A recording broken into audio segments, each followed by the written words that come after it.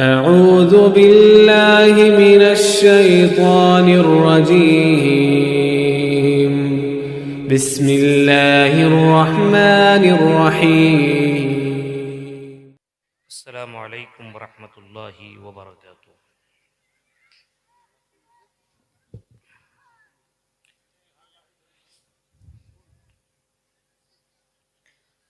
الحمد لله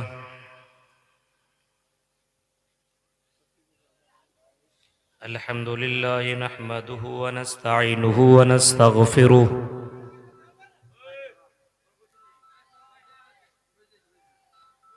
ونعوذ بالله من شرور أنفسنا ومن سيئات أعمالنا.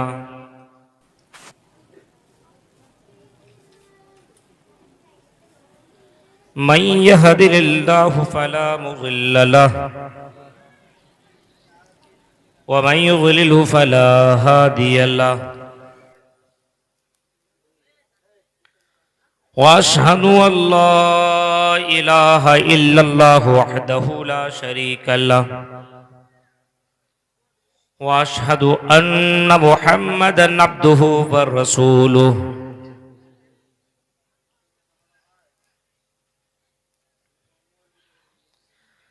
أما بعد فإن خير الحديث كتاب الله،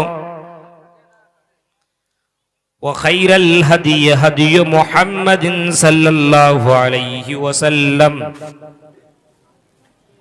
وشر الأمور محدثاتها وكل محدثة بدعة، وكل بدعة ضلالة وكل ضلالة في النار.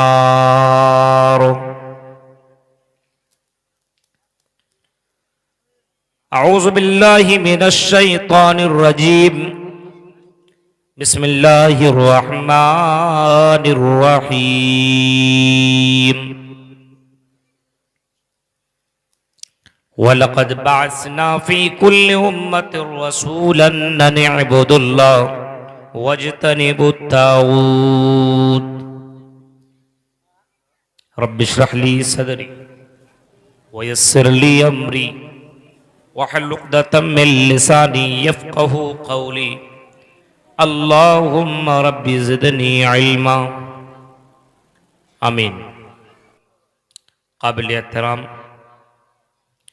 नाज़िम जलसा फ़ज़ीलतुश्शैख़ तौहीद आलम सलफ़ी हाफ़िज़हुल्लाह व तवल्ला स्टेज पर तशरीफ़ फरमा उलमाए किराम, धन गंवा और इसके क़ुर्ब व जवार से आए हुए मुअज़्ज़ज़ सामीन हज़रात, इस्लामी बुज़ुर्गों, नौजवान दोस्तों, प्यारे बच्चों और पर्दा नशीन मेरी माँ और बहनों, रात काफ़ी हो चुकी है और इतनी पहर को तकरीर करने वाले को भी और तकरीर सुनने वाले को भी, दोनों को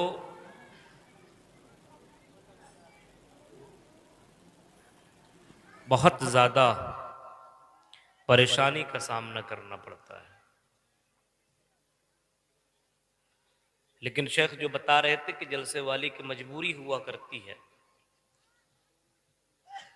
हम अल्लाह रब्बुल आलमीन से दुआ करते हैं कि रब्बुल आलमीन जलसे को जिस मकसद के लिए मुनाकिद किया गया, अल्लाह हर एतबार से उस जलसे को कामयाब फरमा और कहने वाले को भी और सुनने वाले को भी सबको अमल करने की पूरी पूरी तौफीक अता फरमा। आमीन। आपके इस इलाके में जलसा भी रोज़ाना है, इश्तिहार की भरमार लगी हुई है।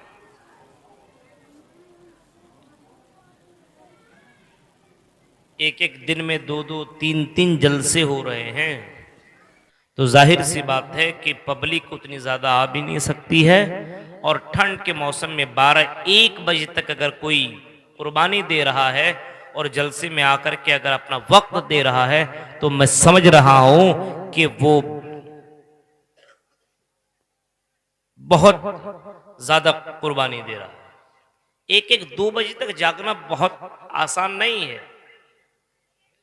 आज के दौर में जलसा के लिए, हाँ एक मकसद एक अलग सा है कि कुछ लोग जलसा को छोड़ करके किसी और मकसद के लिए अगर आते हैं तो जाहिर से बात है नीयत के एतबार से उसको अल्लाह रब्बुल आलमीन सवाब देता है। अगर उसकी नीयत जलसा सुनने की है तो उसको सवाब मिलेगा, और अगर उसके नीयत जलसा सुनने की नहीं है बल्कि किसी और मकसद के लिए आता है तो उसको सवाब की जगह गुनाह मिलेगा।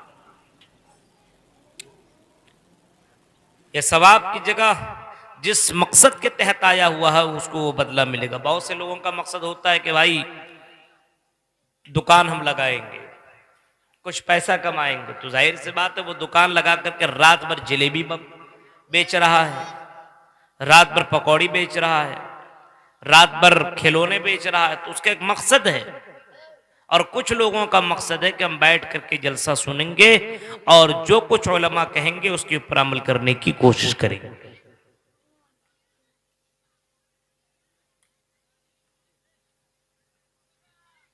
अल्लाह रब्बुल आलमीन ने जितने भी रसूलों को भेजा, जितने भी पैगंबरों को भेजा, जितने भी ऋषियों को मुनियों को भेजा, अल्लाह रब्बुल आलमीन ने तमाम नबियों को रसूलों को एक बात की तालीम दी।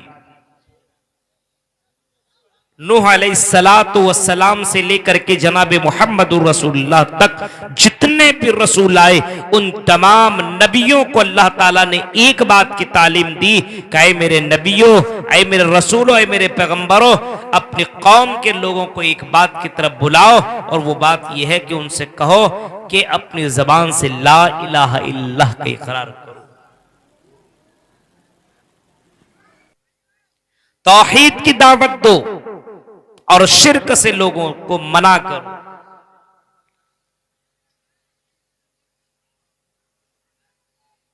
तौहीद की तरफ बुलाने की कोशिश की तमाम नबियों ने। वलक़द बअसना फी कुल्लि उम्मतिन रसूलन अन इअ्बुदुल्लाह, हमने जितने भी रसूलों को, पैगंबरों को, ऋषियों को, मुनियों को दुनिया में भेजा, जितने भी रसूल, पैगंबर, ऋषि मुनि रोए जमीन के अंदर आए, उन तमाम नबियों का भेजने का मेरा मकसद, उन तमाम रसूलों को दुनिया में भेजने का मेरा मकसद यही था, अनिबुदुल्लाह, कि वो रसूल, वो पैगंबर, वो ऋषि मुनि ये लोगों से बताएं कि एक अल्लाह की इबादत करो। अनिबुदुल्लाह, जब भी तुम्हें इबादत करो एक अल्लाह की इबादत करो, रुको करो, सजदा करो, क़याम करो, जो भी करो सिर्फ अल्लाह के लिए किया करो। वजतनिबुत तागूत, और तुम शिर्क से अपने आप को बचाओ। तमाम रसूलों ने, पैगंबरों ने अपनी कौम को इसी चीज की दावत दी। आज हमारे यहां भी तौहीद की दावत दी जाती है, शिर्क से मना किया जाता है, और सबसे बड़ी नेकी तौहीद है और सबसे बड़ा गुनाह शिर्क है। ये सबको मालूम है, ये बोलने की जरूरत नहीं है, लेकिन तौहीद को जानने की जरूरत है। आज हमारे यहां हमारा बच्चा तौहीद नहीं जान रहा है, मां बाप अपने बच्चे को तौहीद नहीं बता रहा है, मां बाप अपने बच्चों को तौहीद की अहमियत नहीं सिखा रहा है। इसी वजह से उनकी जिंदगी बद से बदतर होती चली जा रही है। छोटा सा बच्चा है, बाप उस बच्चे को बोले मेरा बच्चा सुन, मुझे भी अल्लाह ने पैदा किया, तुम्हें भी अल्लाह ने पैदा किया, आए मेरे बच्चे हर मुसीबत में तुम अल्लाह को याद किया करो, मुसीबतों को दूर करने वाली जात अल्लाह की है। अपने बच्चे को बताओ, कौन बताएगा? आपको बताना पड़ेगा। मुसीबतों को दूर करने वाला, परेशानियों को दूर करने वाला अल्लाह की जात है, और उस अल्लाह के सामने अपनी परेशानियों को बयान करो। हजरत इब्राहिम ने भी यही काम किया। वइज़ा मरिज़तु फहुव यशफ़ीन, हजरत इब्राहिम कहते हैं जब मैं बीमार पड़ता हूं तो वही मुझे शिफा देता है, उस अल्लाह के अलावा कोई शिफा देने वाली जात नहीं है। वल्लज़ी युमीतुनी सुम्मा युहयीन, वही अल्लाह मुझे मारता है और वही अल्लाह मुझे दोबारा जिंदा करेगा।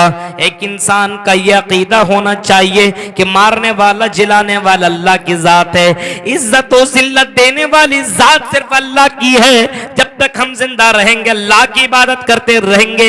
जलसे जुलूस के अंदर यही सारी बातें बयान की जाती है। ऐ दुनिया के लोगों, दुनिया के अंदर राय हो तो अल्लाह की इबादत करते रहो और शिर्क से अपने आप को बचाते रहो और अपने आप और अपने घर वाले को दोनों को शिर्क से दूर रखो और तौहीद के ऊपर कायम रहो और तौहीद के ऊपर बरकरार रहो। लेकिन आज हमारे यहां तौहीद की कमी है। आज बाप नहीं जानता है तौहीद की दौलत को। दुकान मकान लगाया, सुबह सवेरे उठता अपनी दुकान में जाता है, लेकिन उसको इतनी तौफीक नहीं होती है कि चलो 2 रकात नमाज अदा कर लो और फिर मैं अपनी दुकान खोलने के लिए चला जाऊं, क्योंकि नमाज अदा करेंगे ये अल्लाह की इबादत होगी। वफी समाई रिज़्क़ुकुम, अल्लाह कहता है और मेरे बंदो तुम्हारे लिए आसमान से रोजी नाजिल करने वाला मैं हूं, मैं तुम्हें रोजी रोटी में देता हूं, पहले मेरी इबादत कर, इबादत मेरी कर, सजदा मेरे सामने कर। ऐ मेरे बंदो मैं पूरी रोए जमीन के लोगों को खिला सकता हूँ, पिला सकता हूँ। ऐ मेरे बंदो मैं तुम्हें भी खिलाऊंगा। नहनु नरज़ुकुकुम वइय्याहुम, ऐ मेरे बंदो हम तुम्हें खिलाएंगे और हम तुम्हारी औलाद को भी खिलाएंगे। शर्त ये कि मेरी इबादत करो, मेरी इबादत करो, अल्लाह ताला तुम्हें रोजी रोटी देगा, जरूर देगा। लेकिन अल्लाह की इबादत किए बगैर जाकर के बंदा दुकान में बैठ करके अपनी दुकान में रोजी रोटी के चक्कर में लगा रहता है, लेकिन हकीकी माना में रोजी रोटी की कुंजी अगर किसी के पास है तो अल्लाह ताला की जात के पास है। वो सुबह में 2 रकात नमाज नहीं पढ़ सकता है, लेकिन कई जगहों पे बताया जाता मौलवी साहब हमारे यहां जब फसल का टाइम आता है तो कई लोग जुमे की नमाज नहीं पढ़ता है, जुमे की नमाज नहीं पढ़ता है, खेत में है, गेहूं लगा रहा है, मकई लगा रहा है और जुमे के नमाज तक पढ़ने के लिए नहीं जा रहा है। अब तसव्वुर कीजिए, आप तौहीद को उसने समझा ही नहीं, जाना ही नहीं। अल्लाह ताला ने हमें और आपको पैदा किया है, अब ये हमारे ऊपर फर्ज बनता है कि हर हमारी सांस के ऊपर अल्लाह रब्बुल आलमीन का हक है और हर एतबार से हम उठें तब भी हम अल्लाह की इबादत करें, हम सोएं तब भी अल्लाह की इबादत करें, जागें चलें और इसी तरीके से कोई भी काम करें सिर्फ अल्लाह ही के लिए करना चाहिए।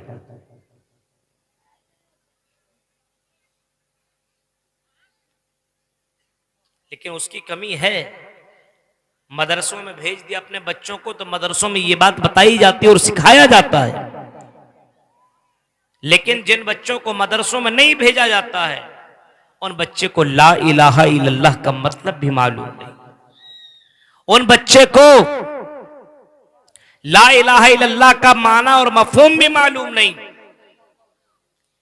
इसी वजह से आज हमारा बच्चा अल्लाह का नाम कम ले रहा है। अल्लाह के नबी जनाबे मोहम्मद रसूलुल्लाह ने हमें और आपको सिखलाया है, और नबी अकरम की जात ऐसी है जो जात अल्लाह ताला को सबसे याद करने वाली जात है। अल्लाह के नबी सल्लल्लाहु अलैहि वसल्लम यहां तक कहते हैं, ऐ लोगों मैं तुम में सबसे ज्यादा डरने वाला अल्लाह के मुकाबले, अल्लाह के सामने में तुम सबसे ज्यादा मैं तुमसे डरता हूं। इन्नी अत्काकुम लिल्लाह व अख्शाकुम लिल्लाह, तुमसे ज्यादा डरने वाला मैं हूं, सबसे ज्यादा मैं डरता हूं और सबसे ज्यादा अल्लाह की इबादत करने वाला मैं हूं। हर वक्त अल्लाह की इबादत किया करता हूं, खाने के बाद भी मैं अल्लाह को याद करता हूं, खाने से पहले भी बिस्मिल्लाह पढ़ कर अल्लाह को याद करता हूं, बिस्तर में जाने के समय तब भी मैं अल्लाह को याद कर रहा हूं। हाँ, अगर किसी मजलिस से उठता हूं तब भी अल्लाह को याद करता हूं, किसी मजलिस में बैठता हूं तब भी अल्लाह को याद करता हूं। हर हर कदम पे अल्लाह को याद करने वाली जात, जना जनाब मोहम्मद रसूलुल्लाह कह रहे हैं सबसे ज्यादा मैं अल्लाह को याद करने वाला हूँ और सबसे ज्यादा मैं अल्लाह से डरने वाला हूँ। वही मोहम्मद रसूलुल्लाह सल्लल्लाहु अलैहि वसल्लम ने हमें और आपको सिखलाया कि हर कदम पे तुम अल्लाह का जिक्र किया करो, खाओ तब भी तुम अल्लाह का नाम लो। तौहीद तुम्हारे यहाँ कभी भी कमी नहीं आनी चाहिए। रोजी रोटी की यकीन होना चाहिए। दुकान में बैठने से पहले ये तुम्हें यकीन होना चाहिए कि अल्लाह ताला रोजी रोटी देगा और दे करके रहेगा। उसी अल्लाह ने हमें पैदा किया है और हमारी रोजी रोटी का मालिक अल्लाह की जात है।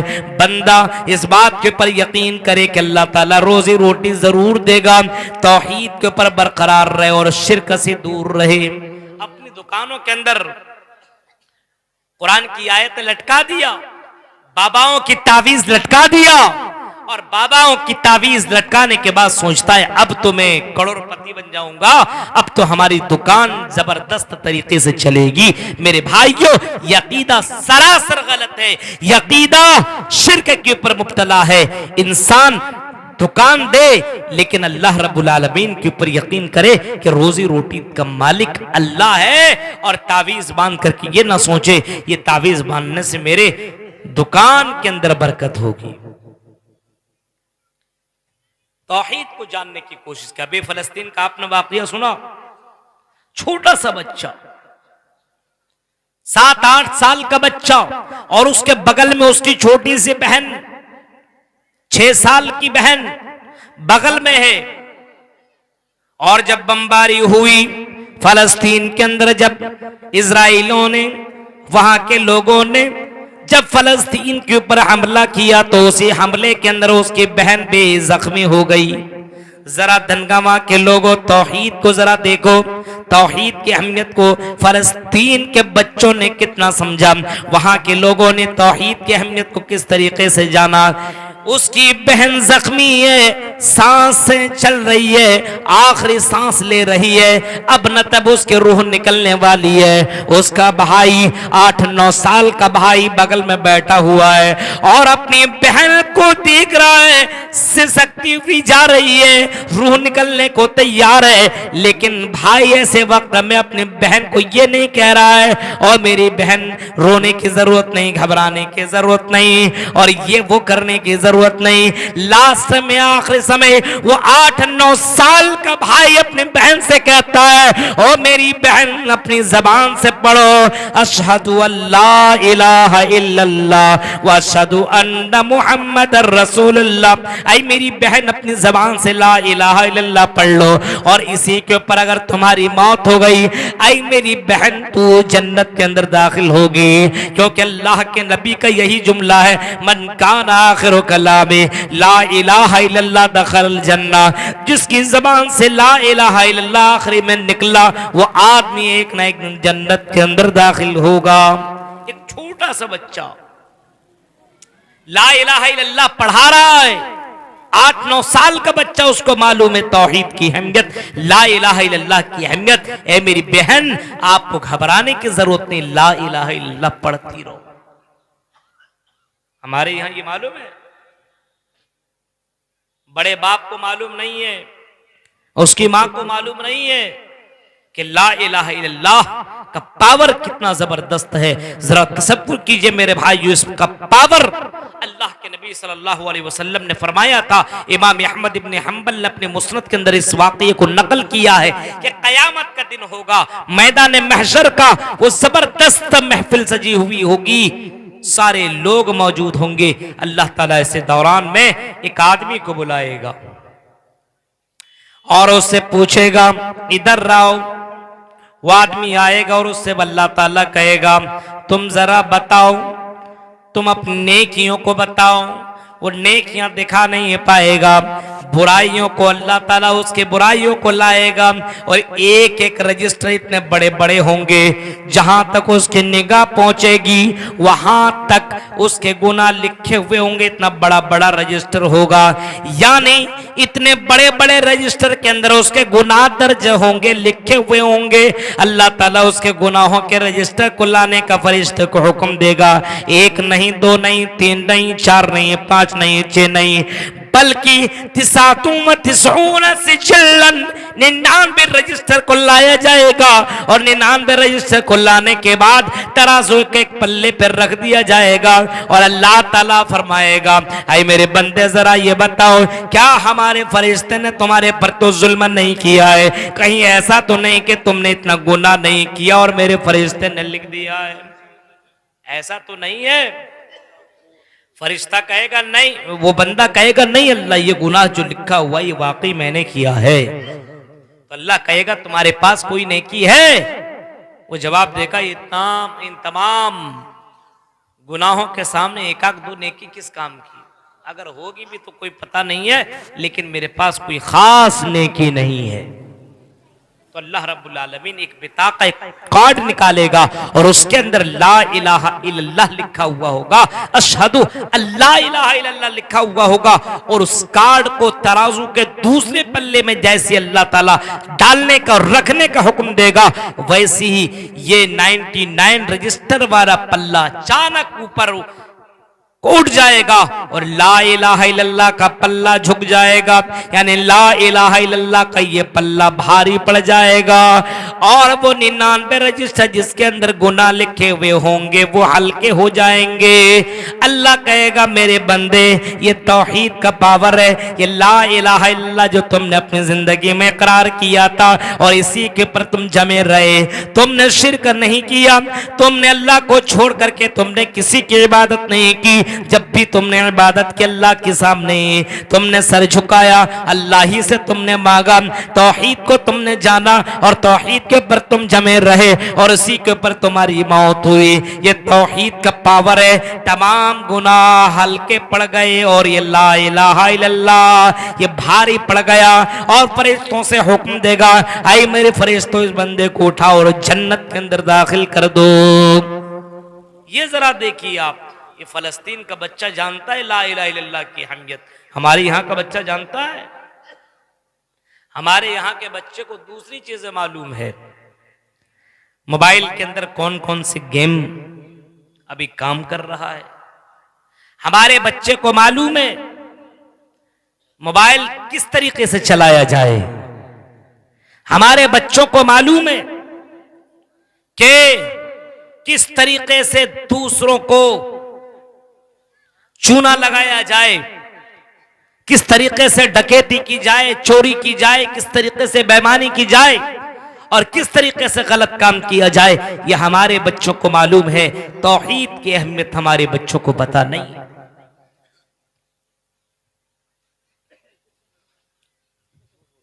जरा तसव्वुर कीजिए, हजरत नूह अलैहिस्सलाम से लेकर के मुहम्मदुर रसूलुल्लाह तक अल्लाह ताला ने तौहीद को सबसे पहले रखने का हुक्म दिया। मुहम्मदुर रसूलुल्लाह जब मदीना की धरती के ऊपर आप आए और मदीना की सरजमीन के ऊपर आपने अपना कदम रखा तो मुहम्मदुर रसूलुल्लाह की नजर मक्का वालों के ऊपर पड़ी। मक्का वालों को जब आपने अपनी नजर से देखा और जब आपने पाया कि ये मक्का वाला एक नहीं, दो नहीं, तीन नहीं, 360 मूर्तियों की इबादत करता है। मेरे प्यारे साथियों, उस वक्त अल्लाह ताला ने उस नबी को कहने का हुक्म दिया था, ऐ नबी अपनी जबान से इकरार करो और इन तमाम लोगों से कहो कि लोगों कह दो क़ुलू ला इलाहा इल्लल्लाह तुफ़्लिहू। ऐ मक्का वाले, ऐ अरब और अजम के लोगों, ला इलाहा इल्लल्लाह कह दो, तुम अरब और अजम के मालिक बन जाओगे, तुफ़्लिहू तुम कामयाब हो जाओगे। अपनी जबान से ला इलाहा इल्लल्लाह पढ़ दो, यानी एक अल्लाह की इबादत करो और ये जितने भी मूर्तियां हैं, जितने भी माबूदान बातिल हैं, इन तमाम माबूदान बातिल की इबादत करना छोड़ दो। इत्तकलौगत पराय जनेशो घर घर में धर्म पराय सतवैन भगवानो त्रिष्यति ततस्तो शंबल गराम में सौत शिव जव जाते विवज्जिता मंगलचार बहुल पापिता विवज्जिता। वो नबी वो ऋषि मुनि जो मोहम्मद सल्लल्लाहु अलैहि वसल्लम का नाम का होगा, जो हजरत अब्दुल्ला के बेटे होंगे और आमना के लाल होंगे, सोमती परातुर्वापियम, जो सोमती के पेट से जन्म लेंगे, वो मोहम्मद जब उस धरती के ऊपर आएंगे तो लोगों को तौहीद की तरफ दावत देंगे, लोगों को शिर्क से मना करेंगे। मोहम्मद रसूलुल्लाह के जीवनी को देखिए, आपने मक्का में भी यही काम किया और मदीना की धरती के ऊपर भी आपने यही काम किया, लोगों को तौहीद की तरफ बुलाते रहे और लोगों को शिर्क से मना करते रहे। आज हमारे यहाँ तौहीद की अहमियत नहीं है, शिर्क में लोग मुब्तला है, लेकिन कोई प्रॉब्लम नहीं है। आज हमारी तौहीद कमी है तौहीद के अंदर, इस वजह से हमारी मस्जिदें वीरान पड़ी हुई है। हम इस मस्जिद को नहीं बचा पा रहे हैं, अपनी मस्जिद को, तो मस्जिद अक्सा के लिए क्या दुआ करेंगे? मस्जिद अक्सा के लिए कौन सी कुर्बानी पेश करेंगे जब हम अपने बगल अपने गांव की मस्जिद का हम ख्याल नहीं रख सकते हैं? मेरे भाइयों, हमारी तौहीद इतनी कमजोर कि हम अपनी मस्जिद को आबाद नहीं कर पा रहे हैं। कितने लोग हैं जो अपने यहाँ के मस्जिदों को आबाद करते हैं? बताइए। ये पूरी रात सुनने वाले तकरीर, जलसे के अंदर शिरकत करने वाले तकरीर को इतनी तौफीक नहीं होती है कि चलो फजर की 2 रकात नमाज पढ़ के हम सोएंगे, क्योंकि मेरे भाइयों तौहीद की कमी अपने यहां मौजूद है। जरा तसव्वुर करो, तौहीद को जिन लोगों ने जाना, उन लोगों ने अपनी जाने कुर्बान करना गवारा कर लिया, लेकिन मेरे भाइयों तौहीद से समझौता नहीं किया, तौहीद से कंप्रोमाइज नहीं किया। फिरौन जैसा जालिम बादशाह का भी नाम आपने सुना होगा, फिरौन की बेटी की कंगी करने वाली औरत का भी वाकया आपने कहीं ना कहीं सुना होगा। जब उसकी बेटी की कंगी करने वाली औरत को जब लाया गया फिरौन के पास और उनके सामने ये मामला पेश किया गया, आए फिरौन, ये औरत आपको अल्लाह नहीं मानती, आपको रब नहीं मानती, आपके ऊपर ये यकीन नहीं रखती। इस औरत का अकीदा है कि मारने वाला और जिलाने वाला अल्लाह की जात है, वही आसमान और जमीन का मालिक है। ये औरत ये कह रही है। अच्छा, उस औरत से फिरौन पूछता है, आई औरत बताओ क्या तुम मुझे रब नहीं मानती? उसने कहा नहीं, मैं तुम्हें रब नहीं मानती। उस औरत से फिर फिरौन सवाल करता है, क्या तुम मुझे अपना मालिक नहीं मानती हो? क्या मुझे इज्जत और जिल्लत का मालिक नहीं मान रही हो? क्या तुम मुझे रोजी रोटी का मालिक नहीं समझती हो? क्या तुम मेरे सामने सजदा नहीं करती हो? उसने कहा कि नहीं। आए फिरौन, मैं तुझे रब कैसे मान सकती हूँ? तू तो मेरा रब है ही नहीं। रब्बुस समावाति वल अर्द, तू आसमान और जमीन का रब है, वही मेरा रब है, तू आसमान और जमीन का रब नहीं। जब फिरौन ने ये जुमले सुने तो फिरौन ने उस औरत को धमकी दी, वार्निंग दी कि अगर तुम मेरी इबादत नहीं करोगे, मुझे रब नहीं मानोगे, तो हम तुम्हें जला देंगे, हम तुम्हें खौलता हुआ तेल के अंदर डाल देंगे, हम तुम्हारे बच्चे को भी जला देंगे। उस औरत ने कहा जो भी करना कर लो, हम अपनी बात से पीछे नहीं हट सकते। उनके बच्चों को लाया गया, फिरौन के सामने उनके बच्चों को लाया गया, औरत भी वहां मौजूद है। अब तेल को खौलाया गया, गर्म किया गया। जब तेल खौलने लगा, उबलने लगा, तो फिरौन ने कहा कि इस औरत के बच्चे को पकड़ो और इस तेल के अंदर डाल दो। एक बच्चा को पकड़ा गया और तेल के अंदर डाल दिया गया। औरत देख करके, जाहिर सी बात है, आपका बेटा को तेल के अंदर डालेगा तो बताइए आप बर्दाश्त कर पाएंगे? आपके बेटे को आग के अंदर डाला जाएगा, आप बर्दाश्त कर सकेंगे? आप सारी शर्तें मानने को तैयार हो जाएंगे। उस औरत के सामने एक बच्चे को डाल दिया गया। ऐ औरत, अब भी तू अल्लाह का इनकार कर और मेरा इकरार कर। उस औरत ने कहा कि नहीं। दूसरे को फिरौन ने पकड़ा और दूसरे को डलवाया, तीसरे को, चौथे को, पांचवें को, छठे को। यहां तक कि उस औरत के गोदी में एक बच्चा था और वो बच्चा दूध पीने वाला बच्चा था। फिरौन का लश्कर आगे बढ़ा और उस औरत के पिस्तान से उस बच्चे को छीनने लगा। औरत पीछे हटने लगी, झिझकने लगी।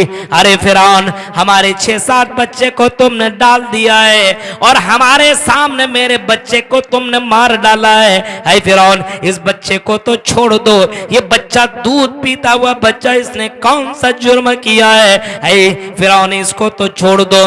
फिरौन कहता है कि नहीं, तुम मुझे अपना रब मानो तब छोड़ दूंगा। उस औरत ने कहा कि ये हो ही नहीं सकता है।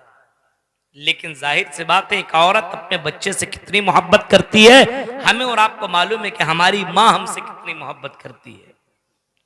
अभी भी ठंडी लगती है तो माँ पहले आती है, बेटा ये गर्म कपड़ा पहन लो, वहां जा रहे हो ना गर्म कपड़ा पहन करके जाना, ये जूता पहन लो, ये मोजा पहन लो।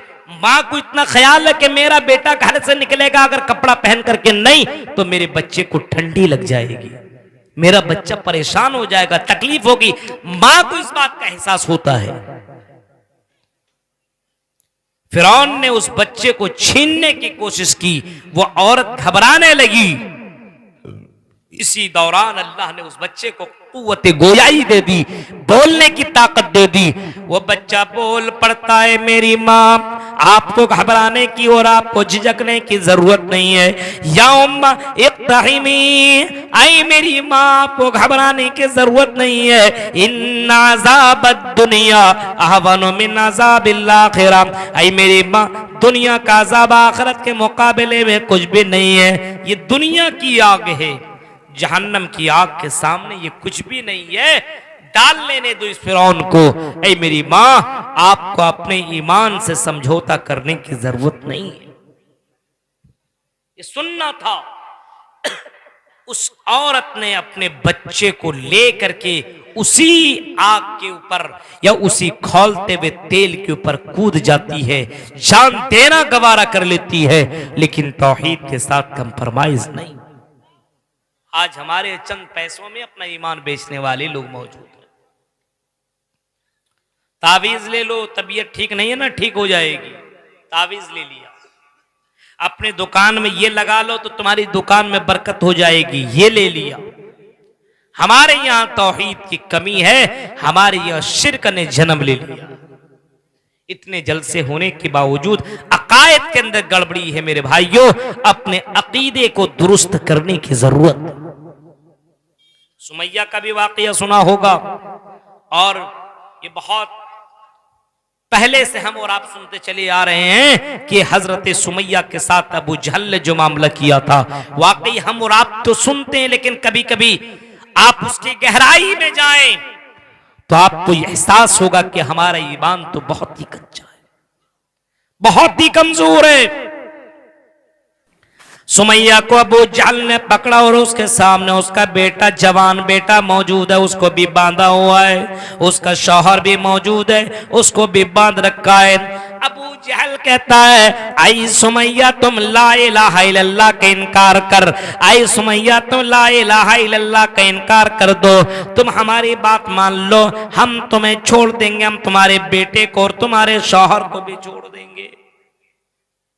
सुमैया औरत है, लेकिन दिल कितना मजबूत है, ईमान कितना मजबूत है। आज देखिए, बेटा सामने तड़प रहा है, शौहर सामने तड़प रहा है, लेकिन औरत कहती कि नहीं, आई अबू जहल, हम अपने ईमान के साथ समझौता नहीं कर सकते, हम अपनी तौहीद के साथ कंप्रोमाइज नहीं कर सकते हैं। अबू जहल ने कहा, सुमैया तुम्हें मालूम है तुम्हारे साथ क्या हो सकता है? कहा, आई अबू जहल, जो करना है कर ले, लेकिन मैं तुम्हारी बात पे आने वाली नहीं हूं। अबू जहल ने कहा, आई सुमैया तो बात नहीं मान रही है। कहा, नहीं मान सकती हूं। अबू जहल ने ऑर्डर दिया अपने आदमी को कि सुमैया के कपड़े को उसके बदन से अलग कर दिया जाए। एक औरत की इज्जत जो होती है वो सबसे अहम उसके लिए होती है। औरतें इतनी शर्म हया वाली हुआ करती है कि अपना जिस्म दिखाना गवारा नहीं करती है, और एक ईमान वाली तो हया वाली होती है, वो अपने जिस्म को छिपा करके रखती है। लेकिन सुमैया के इस हालत को देखिए आप। अबू जहल ने जैसे हुक्म दिया, एक आदमी आगे बढ़ा और सुमैया के कपड़े को अलग करता गया। सुमैया को नंगा कर दिया गया। जवान बेटा भी है और उसका शौहर भी सामने खड़ा ये मंजर देख रहा है, लेकिन सुमैया तौहीद के सामने बिल्कुल जमी हुई है, चटियल मैदान की तरह जमी हुई है, हिल नहीं रही है। अबू जहल इतना कोशिश कर रहा है, लेकिन उसके बाद के ऊपर हजरत सुमैया आमादा नहीं हो रही है।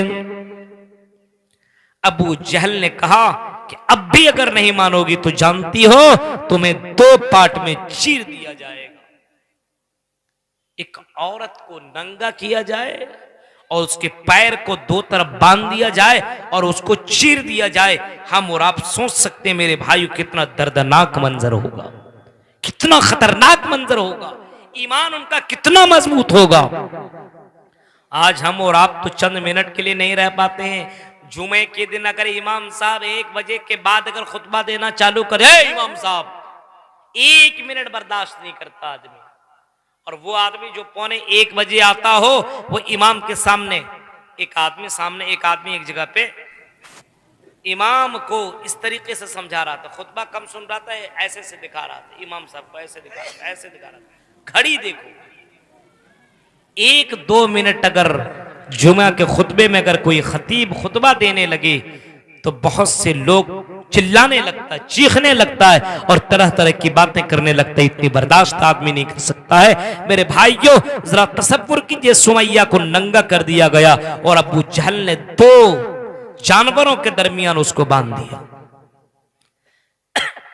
अब अबू जहल कहता है, सुमैया अगर अब भी तुमने इनकार न किया तो आए सुमैया, हम तुम्हें 2 पार्ट में बांट देंगे, हम तुम्हें टुकड़ा कर देंगे। सुमैया कहती है, आई अबू जहल जो करना है कर दो, लेकिन हम अपने ईमान के साथ समझौता नहीं कर सकते, हम अपने तौहीद के साथ कोई समझौता नहीं कर सकते। उस सुमैया को मालूम है, वो जान रही है ला इलाहा इल्लल्लाह के ऊपर मरने वाला जन्नत में जाएगा, क्योंकि अल्लाह के नबी ने फरमाया अगर कोई आदमी ला इलाहा इल्लल्लाह के ऊपर अगर इंतकाल करता है, तौहीद के ऊपर मरता है, मम माता ला युशरिक बिल्लाह दखलल जन्नह, अल्लाह के नबी फरमाते हैं अगर कोई आदमी ऐसी हालत में मरता है कि वो शिरक नहीं करता, तौहीद के ऊपर बरकरार रहता है, तो अल्लाह के नबी का ये फरमान है दखलल जन्नह, वो एक न एक दिन जन्नत के अंदर दाखिल होगा, जन्नत के अंदर जरूर बजरूर जाएगा। सुमैया को ये हदीस मालूम है, सुमैया ये जान रही है कि मेरे नबी ने जो जुमले कहे हैं वो अल्लाह के नबी झूठ नहीं बोलते, वही बोलते हैं जो अल्लाह बुलवाता है। अबू जहल ने बहुत कोशिश की लेकिन सुमैया ना मानी और सुमैया अपने बात के ऊपर जमी रहे। अबू जहल ने दोनों जानवर वाले को ऑर्डर दिया, एक पश्चिम की तरफ निकल पड़ो और एक पूरब की तरफ निकल पड़ो। दोनों जानवर अपने अपने सिमत में निकल पड़े और सुमैया को 2 पार्ट में चीर दिया गया। लेकिन सुमैया की जबान से ला इलाहा इल्लल्लाह के अलावा दूसरा जुमला नहीं निकला और ये अबू जहल की बातों में ना आया। आज हमारे यहाँ तौहीद कितनी कमी है, इसी वजह से हमारे यहाँ बुराइयां हैं। जो बुराइयां हम और आप देख रहे हैं ना अपने समाज के अंदर, तौहीद की कमी की वजह से है। अल्लाह के ऊपर अगर ईमान हो, अल्लाह से डर हो, तो आदमी हर बुराई से बचेगा। तौहीद जिसकी जितनी मजबूत होगी, याद रखो मेरे भाई, उसका हर मामला उतना मजबूत होगा। अल्लाह से जो जितना डरने वाला होगा, बुराइयों से भी उतना संभलने वाला होगा। अल्लाह के ऊपर जिसको जितना यकीन होगा, जो जानता होगा कि अल्लाह ताला मेरी जिंदगी को जानने वाला, मेरी जिंदगी का मालिक है, रात की तारीकी में भी वो गलत काम करने से बचेगा और दिन के उजाले में भी गलत काम करने से बचेगा। हाँ, वो आदमी हलाल और हराम की भी तमीज करेगा, उसको मालूम होगा इंदहु अलीमुम बिज़ाति सुदूर, मेरा अल्लाह मेरे दिल की धड़कन को जानने वाला है। अगर मैंने कोई गलत काम किया तो अल्लाह ताला को यहाँ मुझे जवाब देना पड़ेगा। इस वजह से बंदा अपने कदम को फूंक फूंक करके रखता है। जिसकी तौहीद जितनी ज्यादा मजबूत होगी मेरे भाइयों, उसका ईमान उतना मजबूत होगा और वो अल्लाह से उतनी ही ज्यादा डरने वाला होगा। तौहीद वाला, जिसकी तौहीद जितनी ज्यादा मजबूत होगी उसका ईमान उतना पक्का होगा और वो आदमी अल्लाह ताला से उतना ही ज्यादा डरने वाला और उतना ही ज्यादा इबादत करने वाला होगा। इसका मतलब अगर हमारी मस्जिद अगर वीरान है तो हमारे अंदर तौहीद की कमी है। अब आप अपने आप को अहले हदीस कह रहे हो तो कहो, लेकिन अगर मस्जिदें वीरान है तो तौहीद की कमी है। हमारे यहाँ शिर्क ने जन्म ले लिया है। मेरे भाइयों, इसको भी आप याद रखिए, इस बात को भी आप जहन के अंदर डाल लीजिए। शिर्क सिर्फ इसको नहीं कहते हैं कि कोई आदमी मूर्ति के सामने सजदा करे। शिर्क सिर्फ इसको नहीं कहा जाता है कि कोई आदमी कब्र के सामने जाकर के सजदा करे, टेक लगाए और किसी मजार के सामने जाकर के बेटा बेटी मांगे, किसी मूर्ति के सामने बेटा बेटी मांगे। शिर्क इसको सिर्फ नहीं कहा जाता है, शिर्क इसको भी कहा जाता है मेरे भाइयों कि कोई आदमी, शिर्क इसको भी कहा जाता है कि आदमी अपनी जिंदगी के अंदर अपनी दुकान के अंदर बैठता हो और जब मुअज्जिन की अजान की आवाज आती हो और आदमी नमाज पढ़ने के लिए ना जाता हो, सोचता हो अगर मैं नमाज पढ़ने के लिए गया तो कहीं कोई कस्टमर ना जाए और कस्टमर यहाँ आएगा और यहाँ मेरी दुकान बंद रहेगी तो मेरा फायदा खत्म हो जाएगा। शिर्क इसको भी कहा जाता है कि अल्लाह को छोड़ करके ये आदमी किसी और चीज के ऊपर भरोसा करने लगे और दुकान में बैठ करके टाइम पास करने लगे और मस्जिद के अंदर भी ना जाए। ये भी शिर्क है कि तुमको अल्लाह के ऊपर भरोसा और यकीन नहीं है कि मस्जिद के अंदर मैं जाऊंगा और यहां मेरा कोई कस्टमर आ जाएगा तो मेरी दुकानदारी के अंदर कमी हो जाएगी। अगर अल्लाह के ऊपर भरोसा और यकीन होता दुकानें बंद कर लेते और आप मस्जिदों की तरफ निकल जाते। आज भी कई जगहों पे आपने देखा होगा, कई जगहों पे, आप इस इलाके की मैं बात नहीं कर रहा हूं, दूसरी जगहों में ऐसे भी लोग होते हैं जो अपने खादिम से कहते हैं तो तुम दुकान में बैठो, मैं अभी आता हूं नमाज पढ़ करके, आजान हो चुकी है।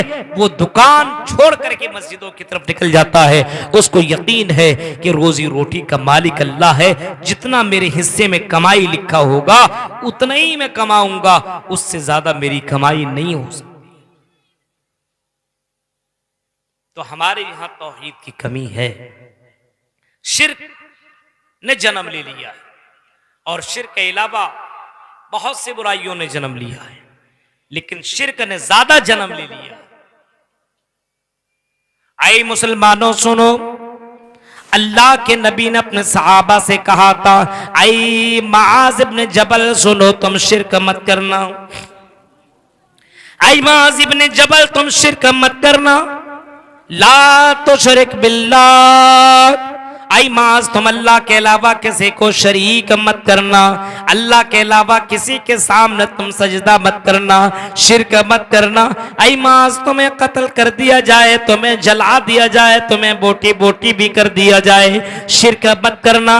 ये अल्लाह के नबी हजरत मुआज़ इब्न जबल को सिखा रहे हैं और हजरत मुआज़ इब्न जबल को बता रहे हैं। आई मुसलमानों, आज हमारे अंदर तौहीद की कमी आ चुकी है और हमारे यहाँ शिर्क ने जन्म ले लिया है। आज मुसलमान होकर के बे मुसलमान नहीं है। आज मेरे भाइयों, हमारे यहाँ शिर्क ने जन्म ले लिया है और आज हम दूसरे गलत तरीकों के अंदर आज मुब्तला हो चुके हैं। मेरे भाइयों, आज हमारे अंदर अकायद के अंदर गड़बड़ी आई तो आई कैसे? इतने जलसे होने के बावजूद भी अगर हमारे यहाँ शिर्क हो रहा हो तो बताइए आप, कोई ऐसा गांव और ऐसी बस्ती है जहां पे जलसा नहीं होता है? आपकी इस कटिहार और पूर्णिया के एरिया में बताइए। एक एक गांव के अंदर दो दो जलसे होते हैं, एक ठंडी के शुरू में और एक गर्मी के शुरू में। कुछ जगहों में ऐसे होते हैं कि दो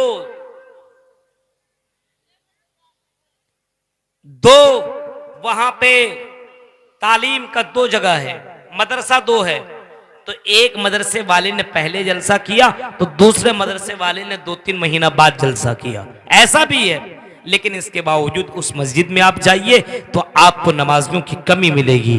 आप उस मस्जिद के अंदर जाइए तो आपको कुछ लोग ऐसे मिलेंगे जिनके हाथ के अंदर वो कड़ा पहनने वाले मिलेंगे, कुछ बच्चों को आप देखेंगे तावीज पहनने वाले मिलेंगे। अब बताइए मेरे भाइयों, हमारे अंदर ये सब बुराई आ चुकी है। अब इसका एक ही सवाल पैदा होता है कि जलसा लोग आते हैं, एंजॉय करके चले जाते हैं। जलसे से जो पैगाम हमें और आपको मिलता है, इन पैगाम के ऊपर हम और आप गौर फिक्र नहीं करते। अपने बच्चों को तौहीद के ऊपर चलने वाला बनाओ। अपने बच्चे को शुरू से जब बच्चा बोलने के लायक हो तो अल्लाह के ऊपर ईमान लाओ। अपने बच्चे को बताओ कि मेरे बच्चा ला इलाहा इल्लल्लाह पढ़। बच्चा बड़ा हो, 6-7 साल का बच्चा हो तो बच्चे को नमाज पढ़ने के लिए लेकर के जाओ और नमाज पढ़ने का भी तुम हुक्म दो।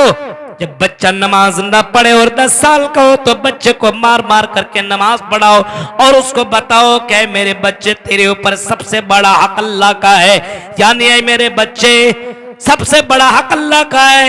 तो चल रहा है उसे अल्लाह की मेहरबानी है, तो खा रहा है उसे अल्लाह की मेहरबानी है, तो जी रहा है उसे अल्लाह की मेहरबानी है। आए मेरे बेटे, उस अल्लाह की इबादत करते रहना, हर हाल में तुम्हें इबादत करना। आए मेरे बच्चे, अगर खड़े खड़े नमाज नहीं पढ़ सकता, इबादत नहीं कर सकता, तो आए मेरे बच्चे तुम बैठ करके नमाज पढ़, और बैठ करके नमाज नहीं पढ़ सकता तो लेटे लेटे नमाज पढ़, क्योंकि इसी के लिए तो अल्लाह ताला ने हमें और आपको पैदा किया है। वमा खलक़तुल जिन्ना वल इंसा इल्ला लियअबुदून। आए मेरे बंदो, हमने तुम्हें महज अपनी इबादत के लिए पैदा किया है। आज दुनिया के अंदर लोग अल्लाह को छोड़ करके अपने ख्वाहिशात की पैरवी कर रहा है। ठंडी का मौसम आया, आदमी बिस्तरों के अंदर चला गया, फजर में उठ नहीं सकता। गर्मी का मौसम आया तो नमाजी बन गया। रमजान का महीना आया तो इबादत करने लगा, और रमजान का महीना खत्म तो इबादत भी खत्म। और लोगों, अपने ख्वाहिशात की पैरवी करने वालों, अपने ख्वाहिशात के ऊपर चलने वालों, अपने दिलों की बातों को मानने वालों और अपने ख्वाहिशात के ऊपर अमल करने वालों, ये भी तो शिर्क है, इसको भी तो शिर्क कहा जा रहा है। इस वजह से मेरे भाइयों, ठंडी का महीना हो या गर्मी का महीना हो, इस्लाम का जो कानून है और मोहम्मद रसूलुल्लाह ने जो तालीम दी है कि हर हाल में तुम अल्लाह की इबादत करो। मजलिस में भी बैठो तब भी अल्लाह का जिक्र करो, रास्ते में जाओ तब भी तुम अल्लाह का जिक्र करो। तौहीद आपकी यहां हमेशा बाकी रहनी चाहिए और शिर्क आपकी यहां कहीं भी पनपना नहीं चाहिए। अपने घर के अंदर जायजा लो, अपने घर के अंदर टटोलो कि मेरे घर के अंदर कहीं शिर्क तो नहीं हो रहा है, मेरे यहां मेरा बच्चा शिर्क में मुब्तला तो नहीं है। मेरे भाइयों, आज सीरियल ने, आज फिल्मों ने और आज दूसरी चीजों ने अपने बच्चे के अंदर से तौहीद को खत्म कर दिया है। आज हमारा बच्चा निकलता है, अगर कोई बिल्ली सामने से गुजर जाए तो आज हमारा बच्चा रुक जाता है, बिल्ली गुजर गई है, कोई ना कोई खतरा है, ये बिल्ली हमारी जिंदगी का मालिक हो सकता है। बताओ मेरे भाइयों, इस वजह से आदमी को सोचना चाहिए और गौर फिक्र करना चाहिए कि आज हमारे यहाँ तौहीद की कमी आ चुकी है और शिर्क ने हमारे यहाँ जन्म ले लिया है। अल्लाह रब्बुल आलमीन, अल्लाह के नजदीक सबसे बड़ी इबादत और सबसे बड़ी नेकी तौहीद है और सबसे बड़ा गुनाह शिर्क है। इसी वजह से अल्लाह के नबी से जब सवाल किया गया, आए अल्लाह के नबी बताइए, अल्लाह के नजर में और अल्लाह की दृष्टि में सबसे बड़ा गुनाह कौन सा? युज़्ज़म्बु अज़म इंदल्लाह। तो अल्लाह के नबी ने फरमाया था अश्शिर्कु बिल्लाह, अल्लाह के साथ किसी को शरीक करना सबसे बड़ा गुनाह। अब आप सोच सकते हैं मुझे खिला रहा पिला रहा है, सब कुछ कर रहा है, या ये सोचिए आप अपने गुलाम को पैसा देते हैं, अपने गुलाम को सब कुछ देते हैं, आपका गुलाम जब भी पैसा मांगता है आप उसको दे देते हैं, लेकिन आपका गुलाम आपकी बात ना माने या आप ये समझे कि आपकी बीवी को, आप अपने बीवी को फरमाइश के मुताबिक हर चीज ला करके दें। बीवी बोले मेकअप का सामान ला दो, आपने ला दिया। चूड़ी ला दो, आपने चूड़ी ला दिया। आपकी बीवी बोलती मुझे कपड़ा ला दो, आपने कपड़ा दे दिया। आपकी बीवी बोलती मुझे फला फला चीज ला करके दे दो, आपने ला करके दे दिया। लेकिन आपकी बीवी आपकी इताअत नहीं कर रही है, आपकी बातों के ऊपर अमल नहीं कर रही है। आप उसको बोलते हैं मेरी बीवी मैं कमाने के लिए जा रहा हूं, ऐ मेरी बीवी बन सवर करके बाहर बाजार में मत निकलना, ऐ मेरी बीवी मेरे घर के अंदर किसी गैर अजनबी को आने की इजाजत मत देना। लेकिन आपकी बीवी आपकी बात न माने, आप जब कहीं चले जाएं तो किसी गैर मर्द को अपने घर के अंदर बुलाए, आपके बिस्तर में उसको सुलाए और उसके साथ इंजॉय करें। बताओ मुसलमानों, क्या तुम अपने बीवी के रवैये को बर्दाश्त कर सकते हो? क्या तुम अपने बीवी की इस अमल को बर्दाश्त कर सकते हो? आपकी बीवी जिसको आपने सारा चीज दिया और आपकी बीवी आपकी जगह किसी और को हक दे दे, अपने बिस्तर में किसी को बुला करके सुलाए, उसके साथ गलत काम करे, बताओ क्या तुम अपने बीवी को एक भी दिन अपने घर के अंदर रखना गवारा करोगे? आपका जवाब होगा मौलवी साहब घर में रखना दूर की बात है, मैं अपनी बीवी की गर्दन उड़ा दूं जिस बीवी के लिए मैं कमा करके ला करके सारा चीज दे रहा हूं, और मेरी बीवी मेरी जगह किसी और को दे दे तो उस बीवी को जीने का हक नहीं है। अब बताओ, जब तुम अपने बीवी को अपने घर के अंदर एक दिन रखना गवारा नहीं कर सकते हो, क्यों? क्योंकि आपकी बीवी ने आपके फरमा बरदारी न की। आपकी बीवी को आपने कपड़ा दिया, मकान दिया, आपने अपने बीवी को जेवर दिया, आपने उसको मेकअप का सामान दिया, लेकिन आपकी बीवी आपकी बात न मानी, जिसकी वजह से आपने अपनी बीवी को या तो तलाक दे दिया या तो अपने घर से धक्के मार करके भगा दिया। अब बताओ, जो अल्लाह हमें सांस भी दे रहा है, रोजी रोटी भी दे रहा है, हम चल रहे हैं उसी अल्लाह की मेहरबानी है, हम खा रहे हैं उसी अल्लाह की मेहरबानी है, हम जी रहे हैं उसी अल्लाह की मेहरबानी है। मेरे भाइयों, अब इसके बावजूद हम अल्लाह के सिवा किसी और की इबादत करें, किसी और के सामने सजदा करें, किसी और से लौ लगाएं, किसी और के सामने मांगे और मज़ारों के सामने चादर चढ़ाएं, बताओ क्या अल्लाह ये बर्दाश्त कर सकता है? मेरे भाइयों, इसी वजह से अल्लाह ताला का ये फरमान है, ऐ मेरे बंदों में सारे गुनाह तो माफ कर सकता हूं, लेकिन मैं शिर्क कभी भी माफ नहीं करूंगा। मेरे भाइयों, तो तौहीद को जानने की कोशिश कीजिए और शिर्क के नुकसानात को समझिए और अपने यहां से शिर्क को खत्म कीजिए और अल्लाह की जात के पर पूरा भरोसा कीजिए कि जिस अल्लाह ने हमें पैदा किया है वही रोजी रोटी देगा और वही अल्लाह इस बात पर कादिर है कि रोजी रोटी दे सकता है। लेकिन मेरे भाइयों, अल्लाह के पर पूरा ईमान और पूरा यकीन होना चाहिए। जो लोग अल्लाह के पर ईमान और यकीन नहीं कर सकता है, मेरे भाइयों आप समझ जाइए उसका ईमान कच्चा है। ये चंद बातें बताई गई है इस उम्मीद के साथ शायद कि उतर जाए तेरे दिल में मेरी बात। भाई रात 3 बजे अब धीरे धीरे लाइट बुझने लगी। अब यहाँ पे लड़के भी हैं, बच्चे भी हैं, बच्चियां भी हैं। अब कहाँ गए ये जनरेटर वाला? ऐसा लग रहा है मेरी कैसेट बज रही है। तो ये चंद बातें बताई गई आपके सामने। तौहीद को समझिए और अपने बच्चे को दरमियान, अपने बच्चों के सामने तौहीद की अहमियत को उजागर करने की कोशिश कीजिए और शिर्क को अपने यहां से खत्म कीजिए। ठंडी का महीना आए तो आए, लेकिन अपने दिल के अंदर ये बैठाइए कि हम नमाज कभी भी नहीं तर्क करेंगे, हम अल्लाह की इबादत करते रहेंगे। गर्चे हमारी गर्दन कटे कटे, गर्चे हमें परेशानी हो, लेकिन इसके बावजूद हम तौहीद के अंदर कोई कंप्रोमाइज नहीं कर सकते हैं। रब्बुल आलमीन से दुआ है, रब्बुल आलमीन जो बातें बताई गई अल्लाह इन बातों के ऊपर हम सबको अमल करने की तौफीक अता फरमा।